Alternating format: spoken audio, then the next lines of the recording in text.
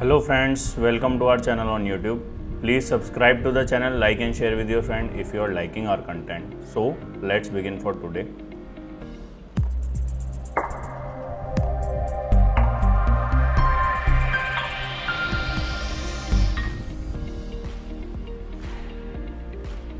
तो चलिए दोस्तों शुरुआत करते हैं आज की वीडियो की। सबसे पहले तो मैं ये कहना चाहूँगा कि अभी मार्केट में इस तरीके की स्थिति नहीं है, तो आप लिवरेज करके कोई भी पोजीशन ना बनाएं और जो भी आप इन्वेस्टमेंट करें आने वाले समय के लिए वो कम से कम एटलीस्ट 3 या 4 साल का व्यू लेकर के चलिए मार्केट के चार्ट्स देखते हैं और मार्केट में चलते हैं कि मार्केट में हो क्या रहा है।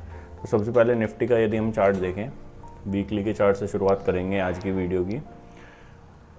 देखिए वीकली के चार्ट पे क्या हो रहा है, अभी मंथली के चार्ट में हम आ चुके हैं। मंथली से वीकली की तरफ चलेंगे तो हम देख रहे हैं कि कुछ भी मूवमेंट यहाँ पे देखने के लिए नहीं मिल रही है और मार्केट रेंज बाउंड परफॉर्मेंस दे रहा है। तो रेंज बाउंड में यदि हम रेंज देखें ऊपर की 18,200-300 के ऊपर आसपास के ऊपर की रेंज है और नीचे में 17,700। मार्केट वेट कर रहा है किसी बड़े मूवमेंट का और वो बड़ा मूवमेंट हो सकता है बजट, यानी कि बजट का मूवमेंट अभी मार्केट वेट कर रहा है। और इस वीक में हमें देखना होगा कि किधर की मूवमेंट देखने के लिए मिलती है। यदि मार्केट ऊपर की तरफ में जाने की कोशिश करता है तो यहाँ से फिर ऊपर निकल के भी बाजार यहाँ पे आपको 18,700-800 तक के लेवल दिखा सकता है। और यदि नीचे आता है मार्केट यहाँ से 17,700 तोड़ता है तो फिर मार्केट नीचे में 17,000 तक के लेवल यहाँ पे दिखा सकता है। तो काफ़ी बड़ी मूवमेंट हमें देखने के लिए मिल सकती है आने वाले वीक्स में, तो हमें अलर्ट रहना है। काफ़ी पोजीशन हल्की हैं, ऑल्दो हमारी काफ़ी पोजीशन हल्की हो चुकी हैं पहले से, तो इतनी ज़्यादा कोई घबराने की बात है नहीं। मार्केट वैसे भी ऑल्दो हल्का ही चल रहा है, मतलब बाज़ार में इतनी बड़ी पोजीशंस कैरी नहीं हो रही हैं। यदि हम बैंक निफ्टी का चार्ट देखें तो यहाँ पे भी वही रेंज में फंसा हुआ है बाज़ार। ऊपर में यदि हम देखें 43,000 है और नीचे में 41,600, तो इसी रेंज बाउंड कारोबार होता हुआ दिख रहा है। लेकिन ऑल्दो कुछ चार्ट्स पे बढ़िया पैटर्न देखने के लिए मिल रहे हैं। जैसे कि बड़े चार्ट्स में हम बात करें तो एचडीएफसी बैंक में कंसोलिडेशन अब ऊपर की तरफ पूरा होता हुआ दिख रहा है और यहाँ पे ब्रेकआउट आने की तैयारी हो रही है। तो यदि आप एचडीएफसी पे हॉरिजॉन्टल लाइन डाल करके देखेंगे तो हॉरिजॉन्टल लाइन यदि आप डालेंगे वीकली में, आपने देखा कि यहाँ पे 1630 के आसपास से ब्रेकआउट देके 1660-70 तक एचडीएफसी गया है। एचडीएफसी बैंक, एचडीएफसी देखेंगे यदि आप एचडीएफसी लिमिटेड, तो यहाँ पे भी हमने देखा कि कंसोलिडेशन होके ऊपर की तरफ बाजार जा रहा है। तो यदि एचडीएफसी यहाँ से मूव करता है तो बैंक निफ्टी को ये ऊपर की तरफ ले जा सकता है और बैंक निफ्टी मूव करेगा तो यहाँ से निफ्टी में मूवमेंट देखने के लिए मिल सकती है। लेकिन कुछ चार्ट्स ख़राब हो रहे हैं, जैसे कि बड़े चार्ट्स में हम बात करें तो देखें एशियन पेंट्स ये कंटिन्यूसली नीचे आ रहा है, बजाज फाइनेंस कंटिन्यूसली नीचे आ रहा है। तो हमने देखा इनमें कोई सपोर्ट अभी देखने के लिए हमें नहीं मिल रहा है। टीवीएस मोटर भी यहाँ से कंटिन्यू फॉल हो रहा है। महिंद्रा, मदरसन सूमी, एक्सिस बैंक में परफॉर्मेंस ऊपर की तरफ देखने के लिए मिल रही है। बड़े काउंटर्स की बात करें, इंडसइंड बैंक भी यहाँ पे कंसोलिडेट हो रहा है, ऊपर की तरफ जाने के लिए तैयार हो रहा है। अब हम बात करते हैं चार्ट ऑफ द वीक की। तो चार्ट्स जो ज़बरदस्त लग रहे हैं हमें इस बार। तो सबसे पहले हम बात करें रिसेंट का आईपीओ है मिस्टर बेक्टर फूड्स करके।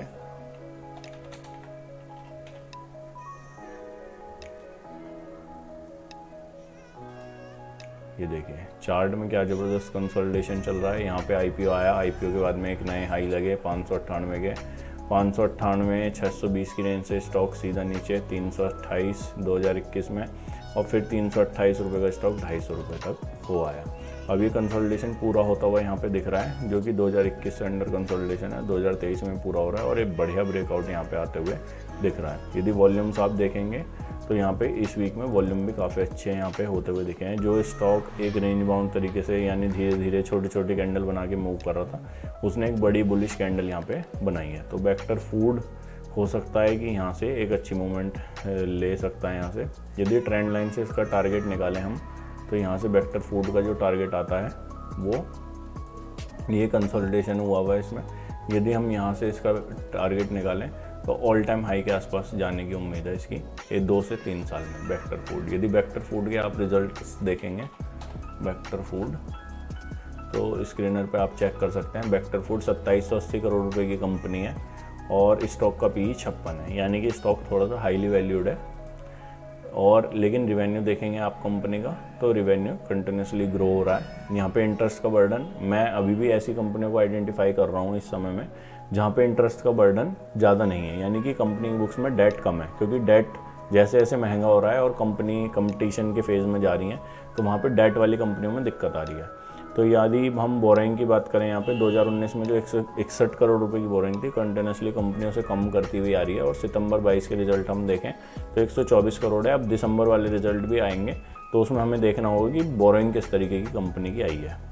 और यदि हम बात करें नीचे प्रमोटर की शेयर होल्डिंग की, तो 51% के आसपास प्रमोटर शेयर होल्डिंग है, और यहाँ पे पब्लिक के पास में 30% के आसपास है। पब्लिक में काफ़ी स्टेक कम हुआ है, जो स्टेक बढ़ा है वो म्यूचुअल फंड के पास बढ़ा है। तो पिछले 2-3 क्वार्टर में आप देखेंगे तो म्यूचुअल फंड ने अच्छी खासी बाइंग यहाँ पे करी है, और उस बाइंग का ही नतीजा है कि स्टॉक यहाँ से ऊपर की तरफ जाता हुआ आपको दिख रहा है। तो ये एक अच्छी अपॉर्चुनिटी हो सकती है। यहाँ से यदि स्टॉप लॉस की बात करें तो इस वीक के नीचे का या ये 2 वीक का कंसोलिडेशन है, यहाँ पे 430 के आसपास का स्टॉप लॉस हम इसमें रख सकते हैं, और ये स्टॉक को टारगेट कर सकते हैं 3 से 4 साल में यहाँ से 638 या 700 रुपये के लिए।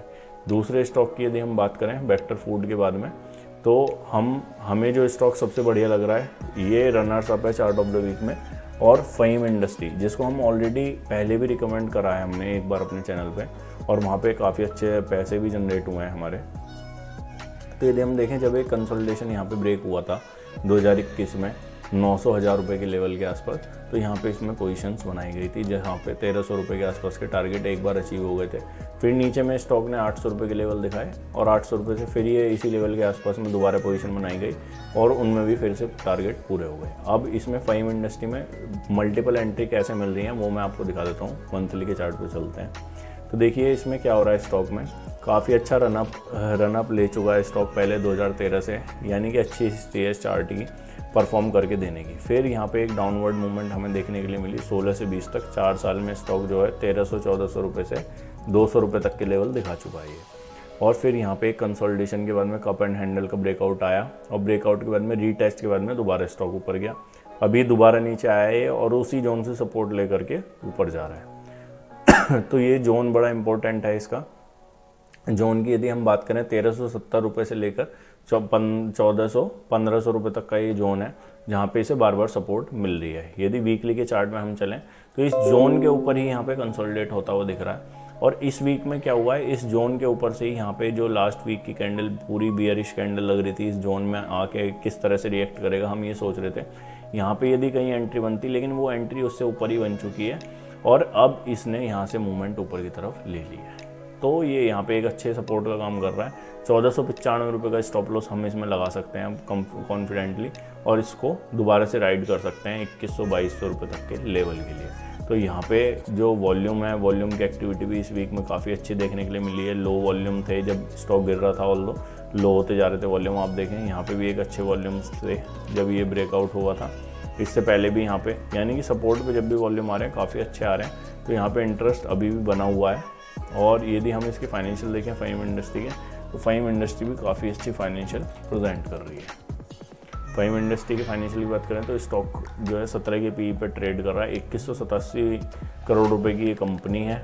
यदि हम देखें ईयर ऑन ईयर बेसिस पे हमें यहाँ पे सेल्स में ग्रोथ देखने के लिए मिल रही है। अदर इनकम की बात करें तो अदर इनकम भी बढ़ रही है। इंटरेस्ट की बात करें तो इंटरेस्ट भी यहाँ पे हमने कम होता हुआ देखा है। इंटरेस्ट कम हो रहा है तो यानी कि हमने डेफिनेटली बोरिंग भी हम नीचे देखेंगे जा करके बैलेंस शीट में क्या बोरिंग भी कम हो रही है। तो आप देख सकते हैं कि बोरिंग भी नेग्लिजिबल अब 37 करोड़ रुपए की रह गई है, जो कि 225 करोड़ रुपए 2017 में बोरिंग थी।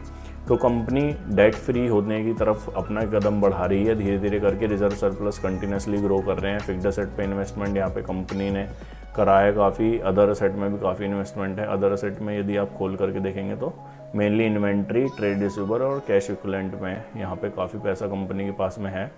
यदि हम नीचे शेयर होल्डिंग पैटर्न की बात करें तो शेयर होल्डिंग 67% के आसपास प्रमोटर शेयर होल्डिंग है, जहाँ पे लग रहा है कि काफ़ी सफिशेंटली प्रमोटर इसमें एक्टिव है। FII के स्टेक की बात करें तो 9% से 5% रह गया, ये एक नेगेटिव हो सकता है। यदि DII के स्टेक की बात करें तो यहाँ पे 2.5% से 1% रह गया, ये भी एक नेगेटिव पॉइंट हो सकता है। यदि आप अपनी एक चेकलिस्ट बना रहे हैं तो उसमें 2 नेगेटिव पॉइंट हो सकते हैं। पब्लिक की शेयर होल्डिंग यहाँ पे 5% के आसपास बढ़ी है, पीछे 28% थी, अब 26% है, क्योंकि काफ़ी प्रॉफिट बुकिंग यहाँ पे हुई होगी मुझे ऐसा लगता है ऊपर के लेवल पे। तो 2% के आसपास शेयर होल्डिंग कम हो गई है। लेकिन चार्ट का जो पैटर्न है वो काफ़ी अच्छा लग रहा है और यहाँ पे अच्छी परफॉर्मेंस हमें दोबारा से एक देखने के लिए मिल सकती है। फाइम इंडस्ट्री ऊपर की तरफ मूव होता हुआ हमें दिख सकता है। तो ये थे आज के 2 चार्ट जो हमें बढ़िया लग रहे हैं। और भी चार्ट जो मैंने आज अपने लिए मार्क करे थे देखने के लिए, तो उसमें हम बात करें तो इंजीनियर्स इंडिया, ये भी एक चार्ट है जहाँ पे ब्रेकआउट आता हुआ दिख रहा है। लेकिन फंडामेंटल और टेक्निकल जहाँ पे दोनों मैच हो रहे हैं, ऐसे 2 स्टॉक हैं। पहला फहीम इंडस्ट्री है जो नंबर 1 चॉइस है, दूसरा जो है वेक्टर फूड्स है, क्योंकि वहाँ पे भी एक बड़ा ब्रेकआउट आते हुए दिख रहा है। ऑलरेडी जो रिकमेंडेड स्टॉक्स हैं पहले से चले आ रहे हैं, स्टर्लिंग टूल्स है। स्टर्लिंग टूल्स में भी एक ब्रेकआउट दोबारा से होते हुए हमने देखा है। मार्सलस इन्वेस्टमेंट करके एक बड़ा फंड हाउस है, वहाँ पे इन्होंने इसको अपने इन्वेस्टमेंट से निकाला था, वहाँ से भी नीचे जाके स्टॉक ने दोबारा से परफॉर्मेंस दी है। तो काफ़ी अच्छा यहाँ पे एक ब्रेकआउट दोबारा से मंथली के चार्ट में हमें देखने के लिए मिला है। ऑल्दो हमें यहाँ पे पहले से 270 रुपये के लेवल से इसमें एंटर है, फिर नीचे स्टॉक 200 रुपये के आसपास आया और अब 350 रुपये के ऊपर ये स्टॉक जाता हुआ दिख रहा है। STL स्टर्लिंग टूल्स लिमिटेड काफ़ी अच्छा काम कंपनी कर रही है। यदि सरकारी कंपनियों की बात करें तो यहाँ पे ब्रेकआउट आ रहे हैं ONGC में, पावर फाइनेंस कॉरपोरेशन में, REC में, लेकिन मैं इन कंपनियों से ज़्यादातर दूर ही रहता हूँ, तो यहाँ पे हो सकता है। और जो नीचे से ब्रेकआउट आ रहे हैं, यानी कि नीचे से डबल बॉटम बनाते हुए चार्ट्स दिख रहे हैं, वहाँ पे हमें दिख रहा है इंजीनियर्स इंडिया लिमिटेड। तो इंजीनियर्स इंडिया लिमिटेड का मैं चार्ट दिखा देता हूँ आपको। ये काफ़ी डाउन ट्रेंड में स्टॉक था, ये देखिए यहाँ पे, लेकिन डबल बॉटम बनते हुए हमें दिख रहे हैं। तो डबल बॉटम किस तरह से बन रहे हैं, आप वीकली के चार्ट पे जाएंगे तो यहाँ पे वीकली के चार्ट पे एक हेड एंड शोल्डर, यहाँ पे इनवर्स हेड एंड शोल्डर बना था, उसका ब्रेकआउट आया और यहाँ पे अब डबल बॉटम यहाँ पे बन रहे हैं। डबल बॉटम मंथली के चार्ट पे देख लीजिए, इस तरीके के डबल बॉटम यहाँ पे बनते हुए आपको दिखेंगे और यहाँ से अभी डबल बॉटम का ब्रेकआउट आ रहा है। तो यदि आप सरकारी कंपनियों को ट्रेड करते हैं तो आप यहाँ पे कहीं पोजीशन अपनी देख सकते हैं। मैं सरकारी कंपनियों को अवॉइड करता हूँ ज़्यादातर इन्वेस्टमेंट के लिए, क्योंकि वहाँ पे मूवमेंट स्लो मिलती है और जो है डिसीजन काफ़ी बार क्या होता है कि जब पीक पे चल रहा होता है स्टॉक, कोई इन्वर्स डिसीजन आ जाता है और फिर वहाँ से एकदम से करेक्शन देखने के लिए मिलती है जहाँ पे स्टॉक संभलता नहीं है। तो इसलिए मैं उसको थोड़ा सा अवॉइड करता हूँ। और पीछे यदि 10-15 साल का परफॉर्मेंस देखेंगे हम निफ्टी का और PSU का, तो यदि आप PSU को निफ्टी से निकाल दें तो निफ्टी के पोर्टफोलियो को भी आप 3 या 4% से बीट कर पाएंगे। ChatGPT पे भी जाकर के आप इस टूल की ChatGPT टूल के माध्यम से भी इस चीज़ को सर्च कर सकते हैं कि कितने % वहाँ पे रिटर्न इन्होंने पीछे दिया। तो ये थे 2 चार्ट फहीम इंडस्ट्री जो कि बढ़िया लग रहे हैं। Thanks for watching us, thank you.